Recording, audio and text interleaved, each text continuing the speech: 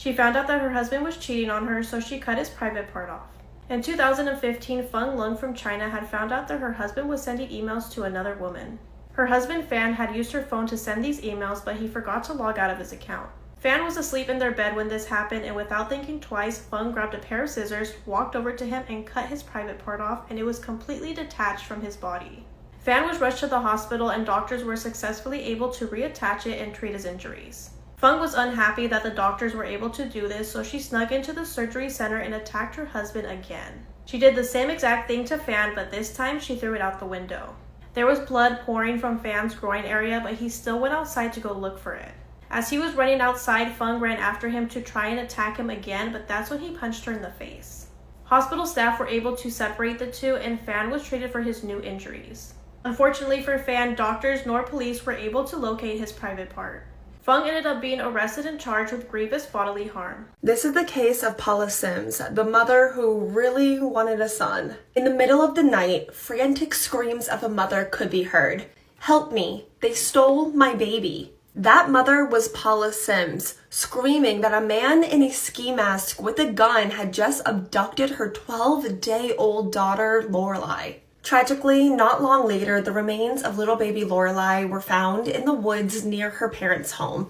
And even though investigators had a terrible feeling about Paula Sims and her husband Rob, without evidence, it seemed like the couple would be getting away with the murder of their infant daughter. 3 years later, that police department would feel this uncanny deja vu when in the middle of the night they received a phone call from a frantic woman saying that a masked gunman had just abducted her daughter.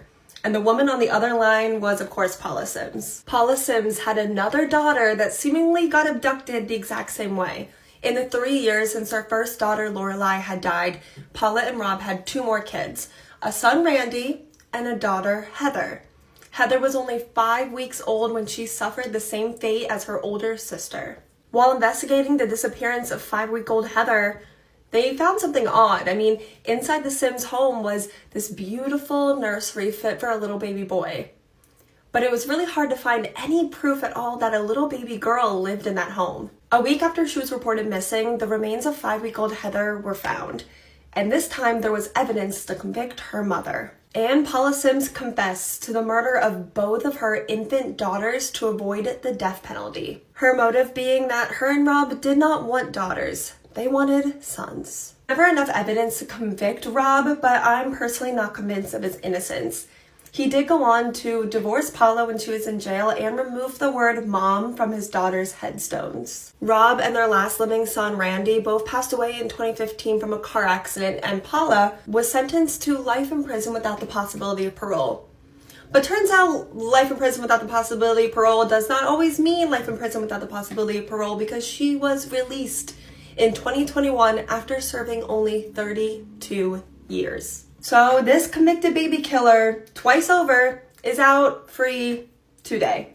Children were still strapped into this ride while this man was slumped over, dead and bleeding, and nobody could get out and nobody could call an ambulance. The man tragically died on a brand new theme park ride very recently at Epic Universe, so let's talk about it. So I was thinking, why don't I know about Epic Universe? But it's actually only very recently opened in Orlando. It's Universal Orlando Resort's newest major park, and I believe it has 5 different worlds, including Super Nintendo World, which actually sounds like my idea of heaven. And they had a bunch of these new kind of like realms or worlds, and one of the really exciting new rides was grabbing a lot of attention, called the Stardust Racers roller coaster. I believe this was one of those dual roller coasters, and its top speeds were about 63 miles an hour. On the 17th of September though, a man was visiting with his partner.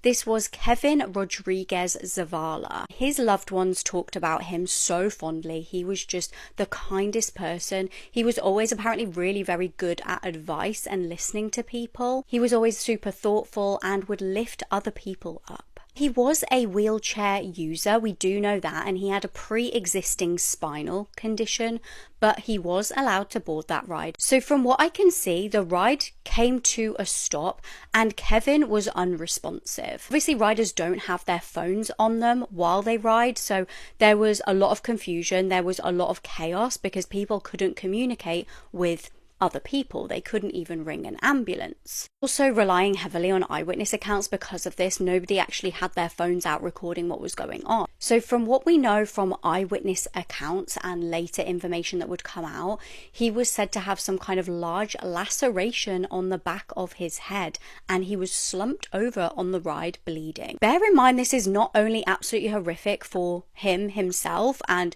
whoever was with him on that day, also children were strapped into this ride, could not get out because of this chaos. One eyewitness said that they saw a woman jump over the railing, and it later transpired that this was a doctor. She was obviously jumping over to administer medical attention. One person also described hearing somebody on the ride shouting, "Help, help, help." One eyewitness said that they saw a piece of metal like almost detached from one of the seats, but it's not clear whether that had come off originally on the ride or whether maybe the staff removed it to get the man out of the ride. Staff apparently got the man off the ride and put him on the loading bay and tried to administer CPR. Tragically though, they were not able to save him, and his cause of death was recorded as multiple blunt force injuries. I believe Disney Universal has obviously expressed condolences and is cooperating fully, and obviously the ride at the moment remains closed. This was like the case that sparked Americans' interest in true crime. The unsolved murder of Nicole Brown and Ron Goldman, and the trial of O.J. Simpson,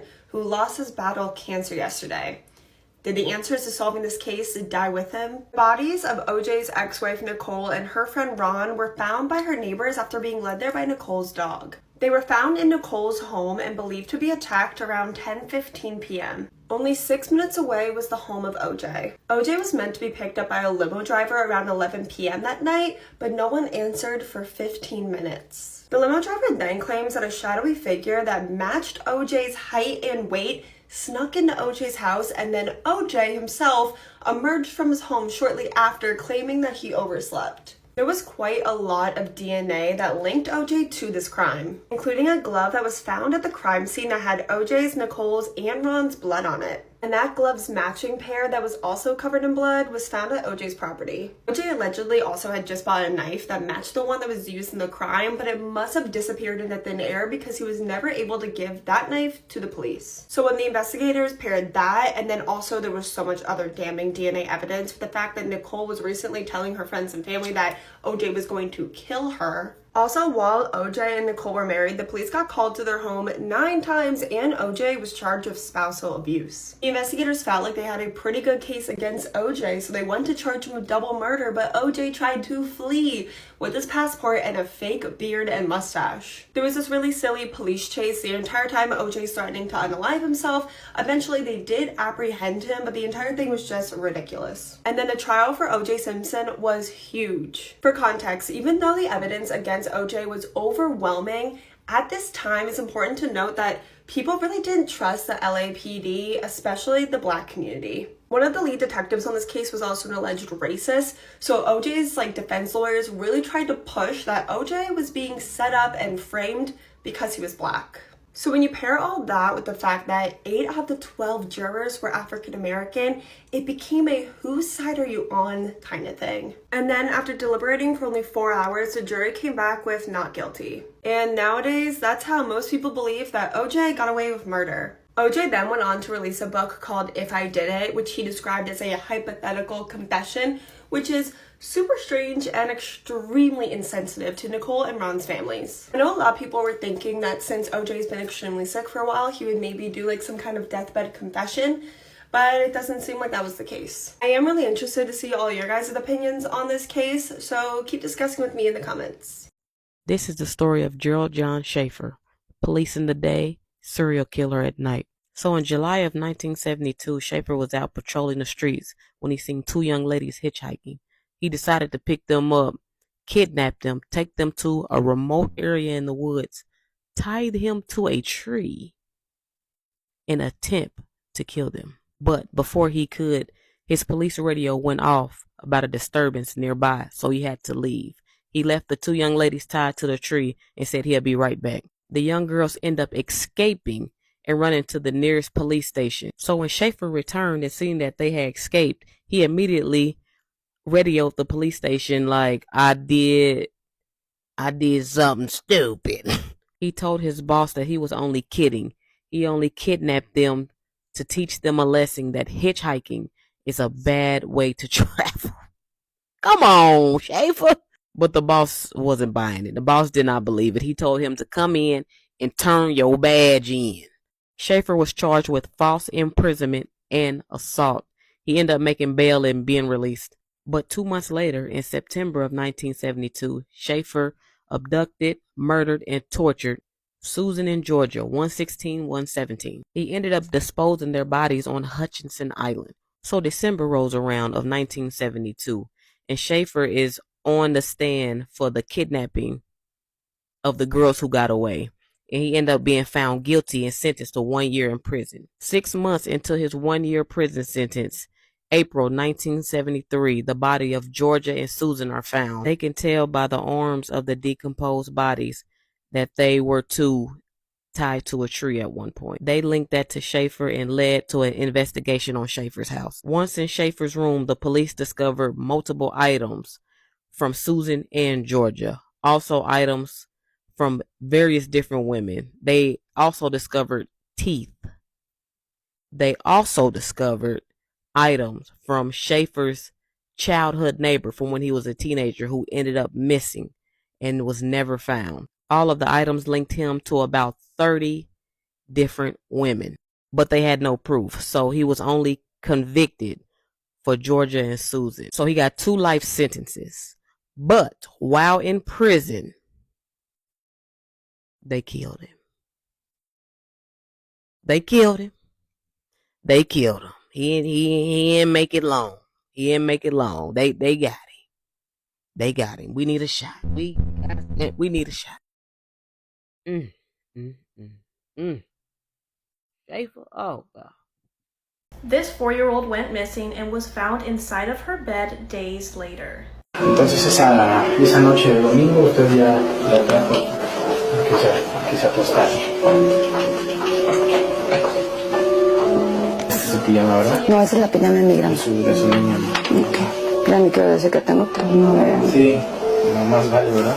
Mejor mira. 4-year-old Paulette Guevara lived in Mexico City with her mom Lizette, father Mauricio, and her 7-year-old sister. She was born disabled because she was born prematurely and doctors didn't think she was going to make it. This caused her to suffer with developmental issues. She couldn't walk or talk in sentences.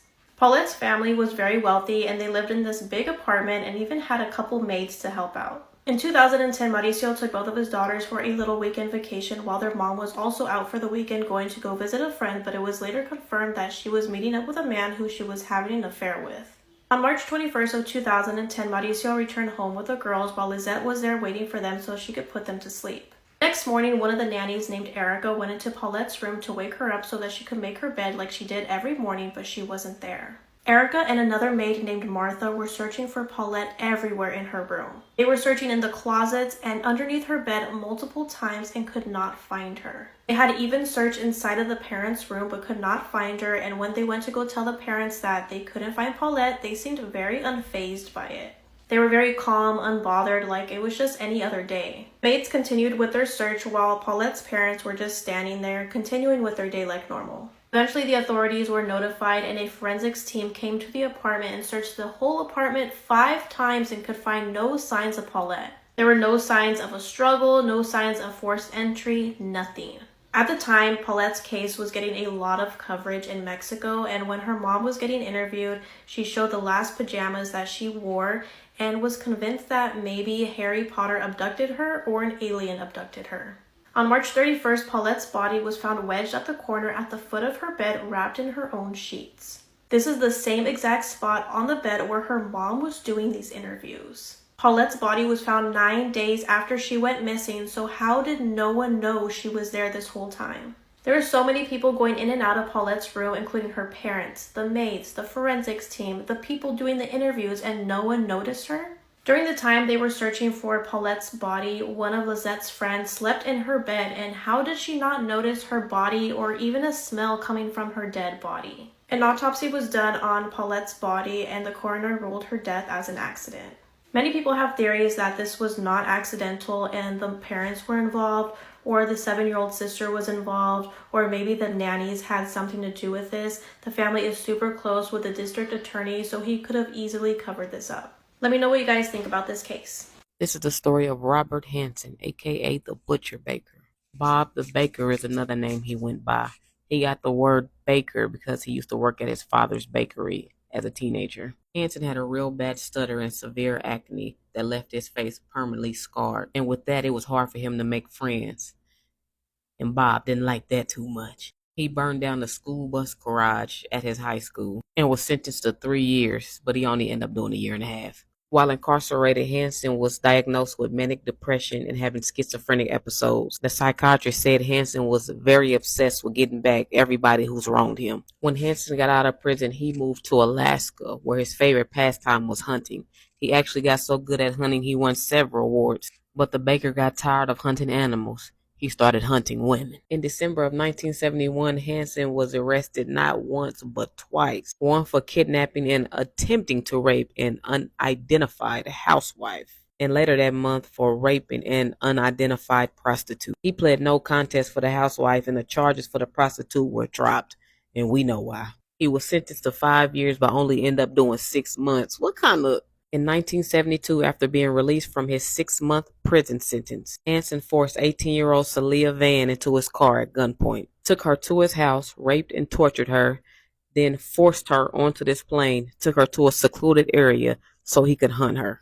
He forced Celia out the plane, giving her a head start just so he can come back and hunt, only to return and not able to find Celia. Hansen gave up the hunt, and Celia's body was found frozen to death a week later. Even though the detectives speculated that it was Hansen, they didn't have no proof. June of 1983, Hansen offered Cindy Paulson $200 for oral sex. When she got in the car, he threatened her with her gun and forced her back to his house. He put a chain around her neck and chained her to the post in his basement, where he proceeded to sexually assault her and torture her for hours. Then he forced her back into the car, took her to his personal plane in an attempt to take her to the secluded area. But Cindy managed to escape while Hansen was loading up the plane.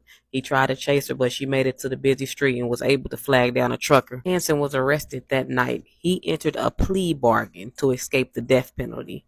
He showed investigators 17 grave sites around Alaska, but investigators believe that Hansen's victim total is between 17 and 37. Hansen was sentenced to 461 years. I don't know why they just didn't say life, but he died in 2014 at the age of 75 of natural causes. She hired a hitman to murder her husband on Valentine's Day. I'm True Crime Caitlin, and this is the murder of Richard Showick.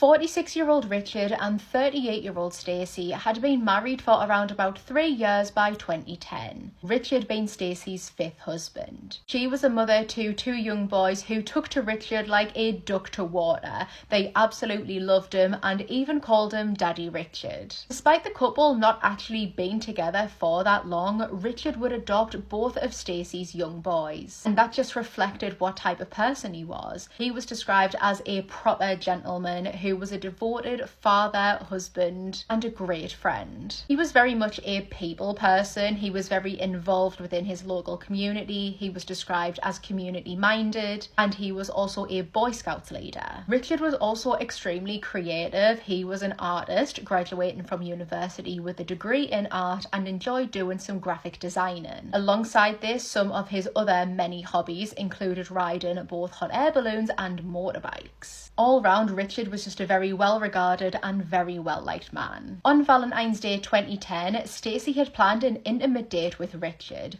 They were going to meet at Belton Bridge Park in Georgia, where they were going to have some one-on-one time all alone together in the wilderness. Very intimate, and they were going to be exchanging Valentine's Day gifts. After cooking his grandparents their tea, Richard headed over to the park and he got there before Stacey, so he sat and awaited his wife's arrival. Stacey would get there just after 9 p.m. and what she discovered was nothing short of horrific. There was Richard's truck still on, the lights illuminating through the darkness, and lay beside the truck on the ground was the body of her husband, dead.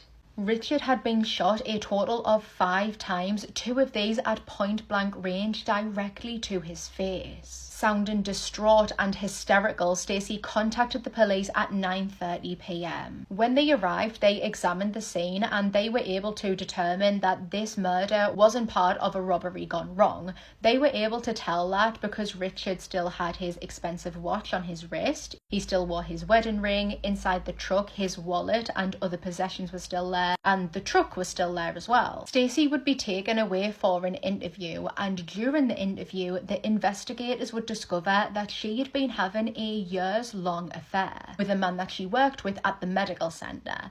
This man was vetted out, he was looked into, however he was completely eliminated, had nothing to do with the crime, he had a rock-solid alibi. Stacey consented to having her phone searched, and investigators discovered that around about the time that they believed that Richard was in the process of being murdered, she was in constant communication with 2 contacts specifically, those being Lintira Ross and Reginald Coleman. Lintira and Stacey worked together at the medical centre, and one afternoon in January of that year, the 2 women went out for some food together. They went to a Mexican restaurant. During their meal, Stacey expressed that she wanted her husband dead. She wanted to get him killed. And she said it was because that she believed that Richard was SAing her 2 young boys, which, by the way, was completely untrue. She had entirely fabricated that story. The reason that she wanted Richard dead was because she wanted out of the relationship, but she didn't want to go through the divorce proceedings. Lintira knew exactly the person who would be able to help Stacey, and that was her own boyfriend, Reginald.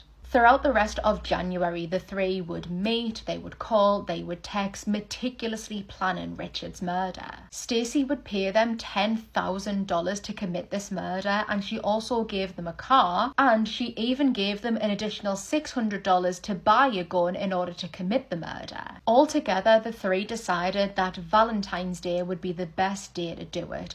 On this day, Stacey would be able to lure Richard to a secluded area alone, under the illusion that they were going to have a one-on-one intimate date together. And the secluded Belton Bridge Park would be the perfect place. On the evening of the murder, Stacey made sure that Richard travelled there alone and that when he got there, she wasn't already there. Laying in wait already at the park was Reginald, and when he saw Richard pull up, he rang Stacey just to make sure that it was the right person, the right make, model and colour of the truck, and she confirmed that it was. After committing the murder, Reginald would text Stacey a code to tell her that it had been done. He texted her, "Happy Valentine's Day." He was also supposed to make it look like this was a robbery gone wrong, but he didn't do that because he didn't take anything. He murdered Richard in cold blood and then took off in the car that Stacey had given him. With the mountains of evidence against Stacey, she would go on to plead guilty to her part in her husband's murder. Stacey Showick, Lenitra Ross and Reginald Coleman would all receive sentences of life imprisonment without the possibility of parole. I mean, what kind of father does that? He takes his 3- and 4-year-old daughters and his pregnant wife, strangles them to death, and then stuffs them in an oil tank so tiny their bones literally crush. Then he proceeds to take his unalived, pregnant wife, throws her into a makeshift dirt grave, and the reason that he did it is exactly why I choose the bear. It's like 3 in the morning, Shannon and Chris Watts get into a heated argument when he tells her about an affair that he'd been having with another woman and that their marriage won't work out anymore despite the unborn child that she's literally carrying. Shannon tells him, okay, but you won't see the kids anymore, and he got so angry at this that he grabs Shannon by the neck, lifts her into the air, and starts strangling her until her body goes limp and she's no longer alive. Her 4-year-old daughter Celeste walks into the bedroom and she asks her dad, "What's wrong with mommy?" while he's wrapping her mom inside of blankets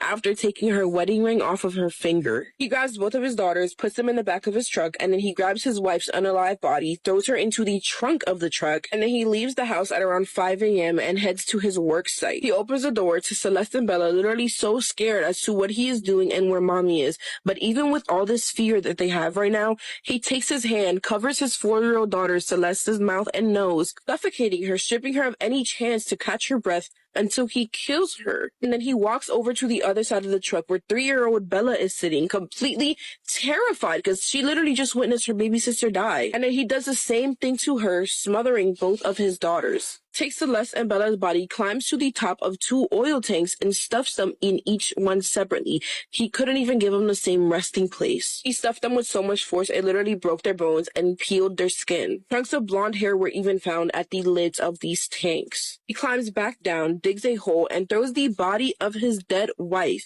the mother of his children, the mother of his unborn child Nico, into a makeshift grave. After he just committed this horrible crime, what does he do? He goes to work. Very confidently and excited, actually, because now he gets to start this whole new life with his mistress, but then he gets a call from the cops. Her neighbor Nicole had actually reported Shannon missing at around 1 p.m. while Chris was at work after she didn't show up to her baby's 15-week appointment, which was not like her at all. Chris goes to the house after getting the call, and he tells the cops that he's been working since 5 in the morning. And that the last thing that he remembers is Shannon telling Chris that she's going to go over to a friend's house with the girls and that they have not spoken since. This man is shaken up. He's so nervous, but he's trying to act calm, cool, and collected, so he allows the police to go inside of the house, and they actually find Shannon's purse with her medicine and the keys inside, her car in the garage, her phone stuffed between the couch, and even her wedding ring on their nightstand in the room that he forgot to move. Here's where things get intense. A neighbor offered the police to watch their surveillance footage from that day because their camera looks directly into Chris Watts' driveway. But as soon as he mentions this, Chris's demeanor visibly changes and that man knows he's done. Police cam body cam shows Chris pacing back and forth, turning away from the TV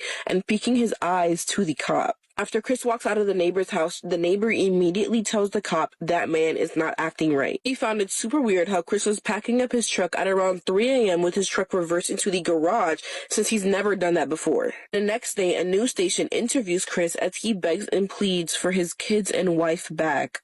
I just want them back. I just want them to come back. And if they're not safe right now, that's what's tearing me apart. To make sure that Chris was telling the truth about where Shannon and the girls are, investigators gave him a polygraph test. He did pass the test.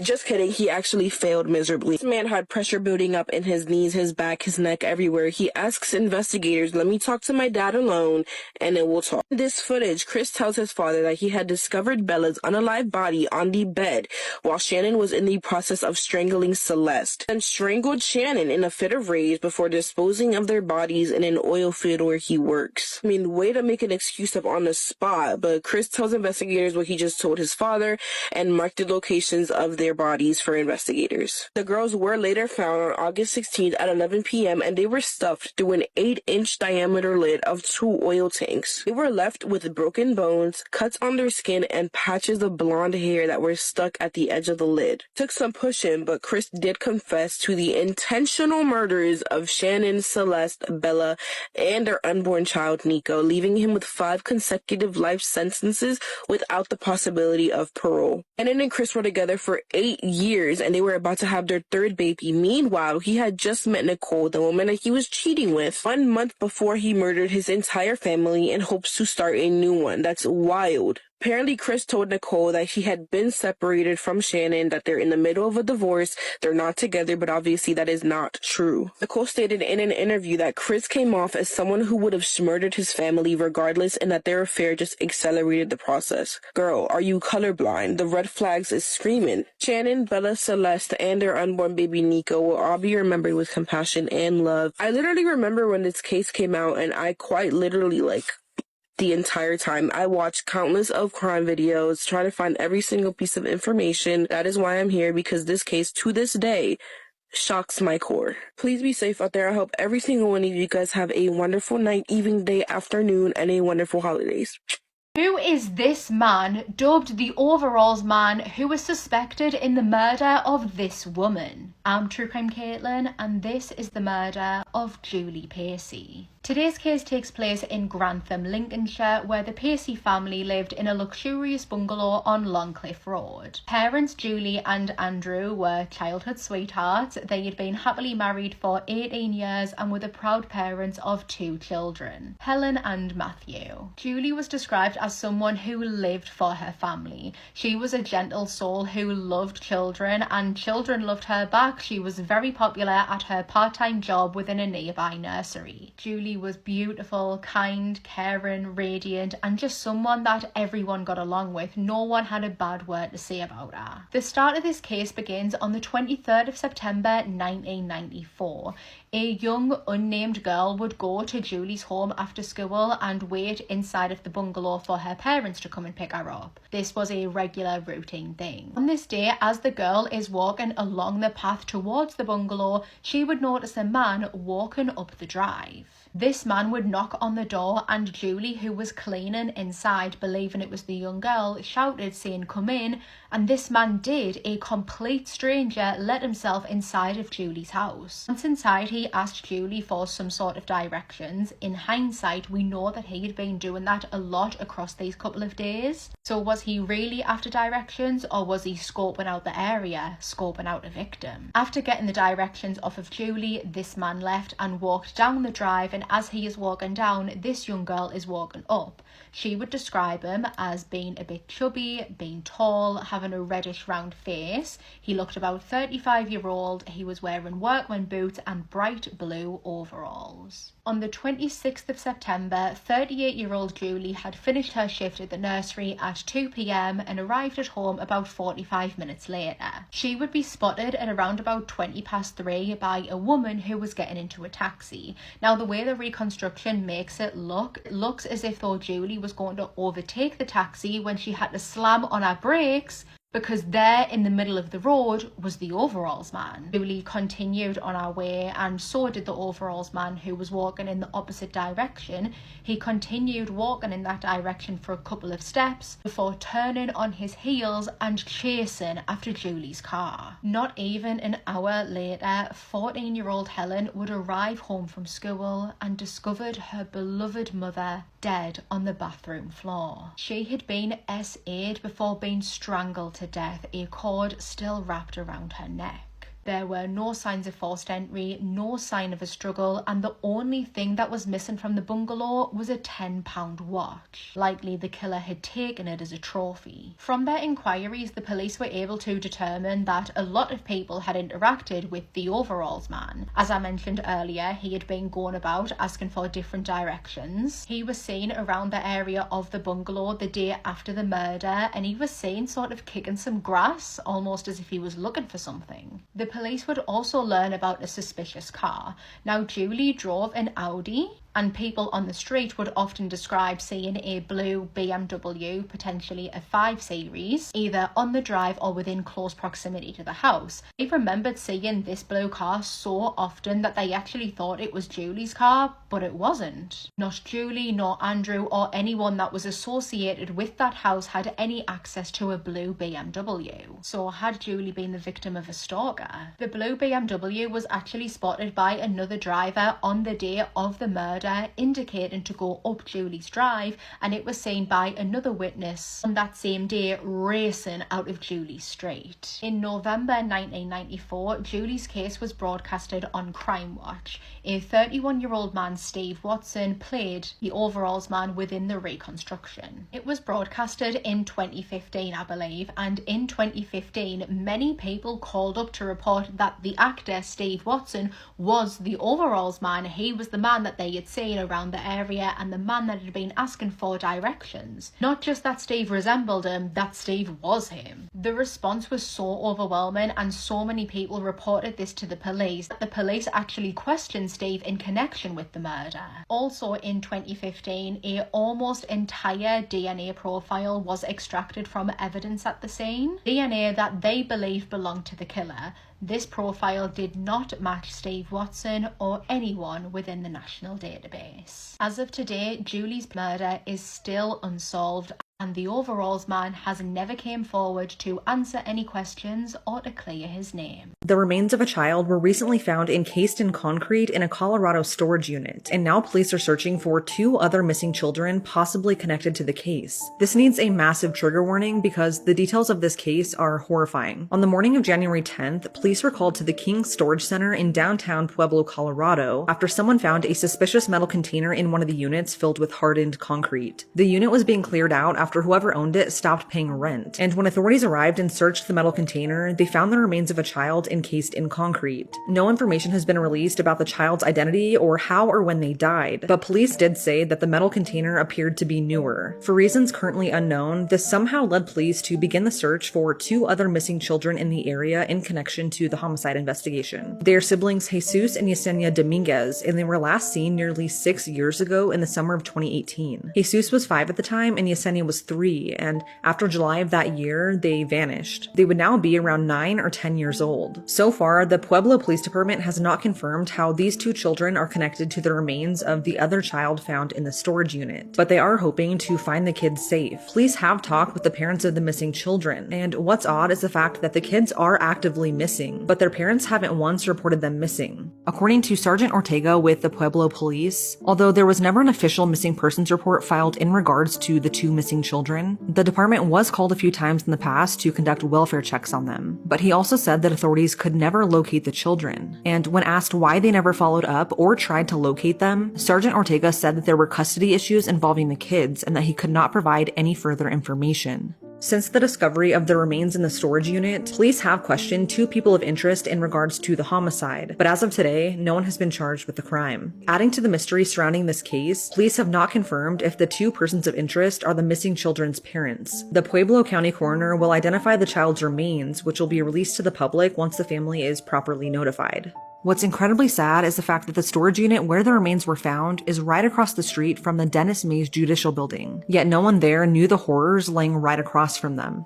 If you have any information regarding this case or the disappearance of Jesus and Yesenia, please contact Detective Nicholas Lyle at 719-601-7751. Or you can remain anonymous and contact the Pueblo Crime Stoppers at 719-542-7867.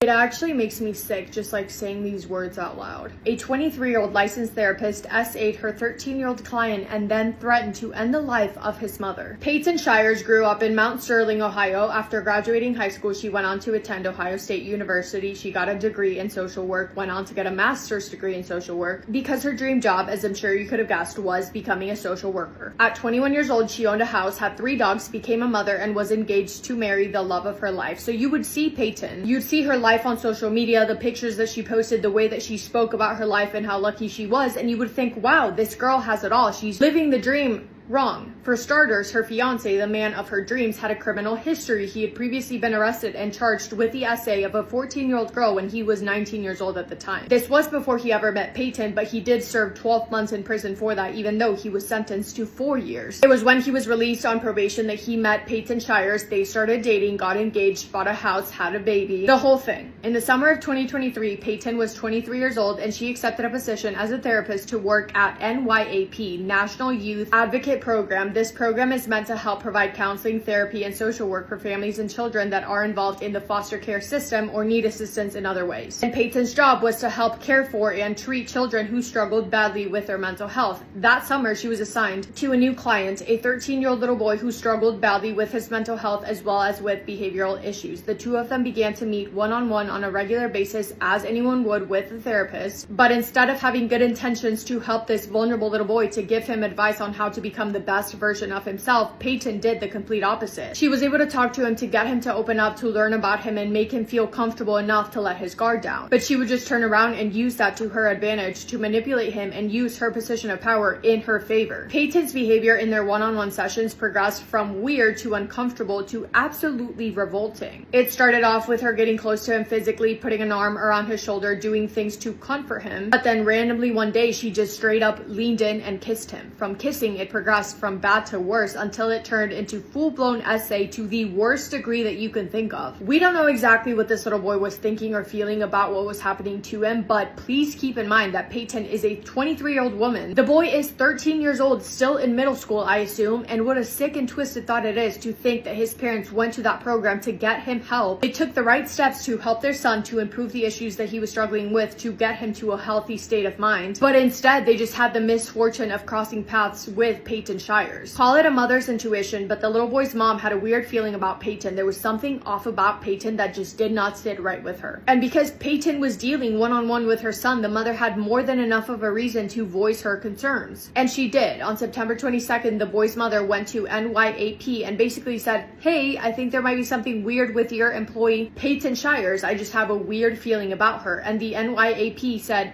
okay. And that was kind of it. They basically just said, okay, cool, thanks for letting us know. They didn't talk to Peyton. I assume they didn't talk to the little boy. They just left it. 5 days passed, and by September 27th, the mom couldn't shake the feeling that something wasn't right. There was something off about Peyton. She decided to look through her son's cell phone, and there she found something that made her feel absolutely sick. Peyton Shires had messaged her son saying, quote, have you deleted the video? We need to make sure your mom doesn't see it. I'm sorry, what the fuck? I can only imagine the second that the mom read that, her stomach must have sunk. She was already suspicious about Peyton's behavior, and then she read that. The mom took the cell phone straight to the police station and voiced her concerns. Police took it to conduct a forensic evaluation. In their investigation, they were able to recover that video, and it was worse than the mother could have ever imagined. The video fully showed Peyton Shires essaying the 13-year-old little boy. It showed everything. It was graphic, disgusting, disturbing, and it left the mom and the officers with their jaw on the floor, because what do you mean? The boy's mom called Peyton Shires directly and she handed it to her. She said, I know what you did. I read the messages. I saw the video. You are absolutely vile. What is wrong with you? And Peyton surprisingly confesses. She admits to everything. She immediately starts profusely apologizing and pleading with the mom to please not go to the police. What Peyton didn't know is that that phone call was a secret three-way phone call with the police. It was a recorded phone call. Police were on the line the entire time, listening and recording her confession. They had video proof and they had a confession. They had everything they needed to get Peyton Shires behind bars. On October 6th of 2023, Peyton Shires was arrested. On her birthday, she was charged with conduct. Her bail was set at $500,000, but she paid it and she was released awaiting trial. And you'd like to think that she went home to lay low, think about how awful of a human being she is, and think about what she did, what she just got charged with, and how everything was her fault. Wrong. Peyton doesn't think that anything is her fault. She thinks that it's the fault of the boy's mother. She blames her for ruining her life and ruining her reputation. Peyton grabbed a weapon. She headed straight to the boy's house and went absolutely ballistic, banging on the door, screaming that the mother ruined her life and that everything was her fault, and yelling to let her know that she was there with a weapon to end her life. To end the life of the boy's mother, Peyton began firing the weapon at doors, windows, breaking as many things as she could until she was inside the house. I'm so happy to say that nobody was inside the house. The house was empty. The boy's mom, however, did see everything that was going on through security camera footage that she had access to on her phone, which must have been so terrifying to watch, because what do you mean? Peyton is mental. So many things are wrong with her. Peyton kept losing her head until authorities eventually showed up, and then she sat on the porch still holding onto the weapon in hand, now threatening to unalive herself. It took hours, but authorities were able to get Peyton in handcuffs and back in custody without any more damage being done. In court, Peyton Shires' behavior was a joke. I don't even know how else to describe it. She apologized for her actions, but then she put the blame on the 13-year-old boy, saying that everything was his fault, but then she said that she cared about him. She cried, she apologized. She was a mess. Originally, she pled not guilty. I'm not sure why. There was literal video evidence of what she did. Eventually, she did change her plea to guilty to 7 out of her 8 charges. And guys, you're gonna be so mad. In June of 2024, even though she was facing up to 28 years in prison, she was only sentenced to 4 years and 9 months, but after removing 253 days of time already served, she could be eligible to be released, eligible for parole by the end of 2025, meaning she could be on the streets by the end of this year. I'm sorry. She has a son. She's a mother to a son. She was convicted for harming a 13-year-old boy in the worst way possible, and she could be free by the end of the year to go home and care for her son. I cannot imagine how the boy's mom must feel. She admitted her son into that program to better himself, and instead her son and her family got nothing but trauma at the hands of a person they were supposed to trust. A person who will be released from jail way too soon, a person who will be out of jail while the boy is still a minor. Oh my god, it makes me so angry actually. I'm like, legit hot. And do you know what makes me so sad? That there are so many cases like this. When I was researching this, so many different articles came up about cases similar to this, which makes me want to throw up. What is going on? Anyway, that's all I have for today's video. Let me know your thoughts on this. I bet you're gonna be angry, but thank you for spending time with me today. I hope you guys are having the best day. If not, go do something to make it the best day, make somebody happy, and I will see you in my next video. Massive kiss on the forehead to every single one of you. Could there be a serial killer in Indianapolis? Fears in the community are growing as these two women were recently found murdered in the exact same way, days apart, and just 150 yards from each other on the same street. This is everything we know so far. On January 27th, 58-year-old Shannon Lassier was found dead outside of a dentist office on North Midford Road in Indianapolis. According to her son, just the night before, Shannon had actually gone out for an evening walk, but she never made it back home. Police have not publicly confirmed her cause of death, but her son has come forward and stated that she was brutally stabbed to death. Just 5 days later, on February 1st, 52-year-old Marianne Weiss was also found murdered, this time behind a nearby strip mall, just 150 yards from where Shannon was found. To kind of put it in perspective, the location of where each victim was found is only about a 3-minute walk from each other. Just like with Shannon, police have not publicly confirmed Marianne's cause of death, but they did say that there were major similarities in these two cases, with the biggest similarity being that they were killed in the exact same manner. And with Shannon's son already confirming that she was stabbed to death, and with the police's comments, I can only guess that Marianne was also stabbed to death. The other eerie similarities in these murders is the fact that they both occurred within days of each other. Both victims were white women in their 50s. Both were found between the 2100 and 2200 block of North Midford Road, and they each had ties to the Far East Side. At the moment, Indiana police aren't sure if the two cases are connected, as there's no concrete evidence tying the two together, but they are urging the public to stay vigilant and aware of their surroundings. And they're also warning residents to travel in pairs and to not go out alone. Police haven't released much more information other than this, as they're trying to protect the investigation, so they haven't confirmed whether or not they have any suspects. But residents in the community, and especially those that live on that road, are starting to wonder if there's a possible serial killer because of how eerily similar the two cases are. And they're terrified, rightfully so. The Indianapolis Metropolitan Police Department is working with a local forensics agency to see if there's any meaningful forensic evidence that can be pulled from the scene. And as part of the investigation, they're working with multiple different units. They plan to increase patrols in the area where the murders took place, in cars and on foot. And they're asking members of the community to review home security footage and to report any suspicious behavior. It might be too soon to tell if there's an actual serial killer behind these murders, but as a precaution, anyone in the area, please stay safe and only go out if you have to.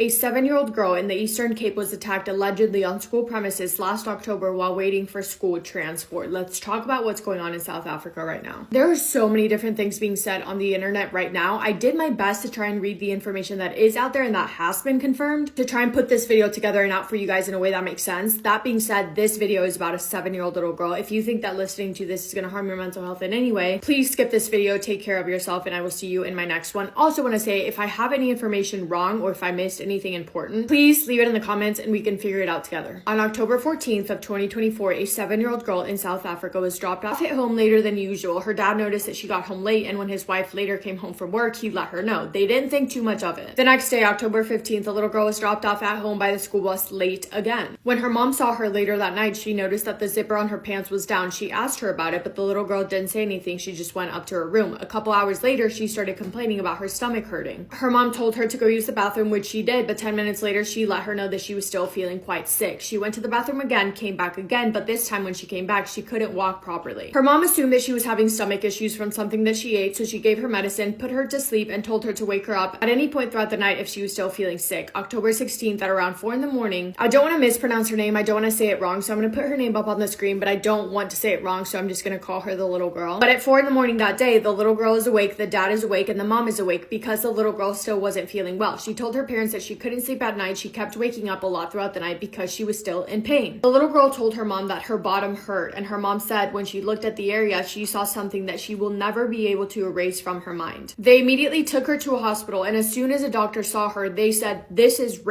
There's no doubt about it. Someone raped her." her. The injuries she had were 100% consistent with those of severe SA. The hospital looked at her mom and told her that she needed to report this to police because somebody did that to her, to this innocent 7-year-old little girl. The hospital took DNA samples as evidence and the parents drove straight to the police station. Later on, they would try and take the little girl to go see a psychologist and a social worker to talk about what happened at school. Her mom said that she could tell now, knowing what happened, that it was affecting her daughter psychologically. They took her home that night, but later around midnight, so I guess technically October 17th, they took her to a different hospital. At the hospital, her father was asking her what happened at school, specifically why she came home from school late on October 14th and 15th. She explained to him that she was outside waiting for the school bus, but while she was outside, the school caretaker went up to her and told her to come inside the building and sweep the classroom. The little girl told her dad that while she was sweeping, she felt tired. She didn't know why she felt tired, but she dozed off and she didn't remember what happened next. But when she woke up and came back to it, the caretaker was there with her, and then she walked out, got on the school bus, and went home. That's all she remembered. The parents reported that information to police. So the medical records prove that there is absolutely no question on if there was or wasn't, or there was a that's obvious by the hospital records. The only question there was about it is if that was the first time that it happened or if it had happened before. It is unclear how many times that little girl was SA'd. In the beginning of the investigation, the principal of the school, the caretaker, and the driver were all suspects. Both the caretaker and the driver cooperated with police and they were cleared. The principal, on the other hand, refused to give his DNA sample at first. When he refused to cooperate with a police investigation, the Eastern Cape Education Department deregistered the school in the education district. The principal did provide his DNA just recently, and it was announced that he was also cleared, meaning all 3 men that were in the school premises when this was believed to have happened were all cleared, which has left the public with, I think, even more questions, confusion, and anger. There are so many different things being spread about this online that I don't want to spread misinformation, but one thing is clear: justice has not been served. And this story should be spoken about loudly until it has. That being said, this case is not the only case like this. The DA has revealed shocking statistics of a child crisis in South Africa between 2018 and 2024, so in the last 6 years. Statistics revealed that over 106,000 cases involving children were reported, with an additional 22,000 SA cases. I'm gonna end this video with a quote that I found online. I don't know who exactly wrote this quote, but it reads, "We owe it to Toy and the innumerable other victims of such violence to guarantee that justice is served and to cultivate a society where children can flourish free from fear of harm or the time for hollow rhetoric and empty promises has passed. We need concentrated action and measurable outcomes. Our government, civil society, and individuals must collaborate to confront the systematic failures that have precipitated this crisis. This includes allocating adequate resources and support for victims of child, ensuring that perpetrators face appropriate consequences, and implementing effective preventative measures." It's a shocking case, and it's so sad that it's just now getting media attention because her mom took it to social media, even though this happened last year in October of 2024. That is all I have for today's video. Thank you for spending time with me today and for listening to this case. Let me know your thoughts on it and keep talking about it. I hope you guys are having the best day. If not, go do something to make it the best day, make somebody happy, and I will see you in my next video. Massive kiss on the forehead to every single one of you.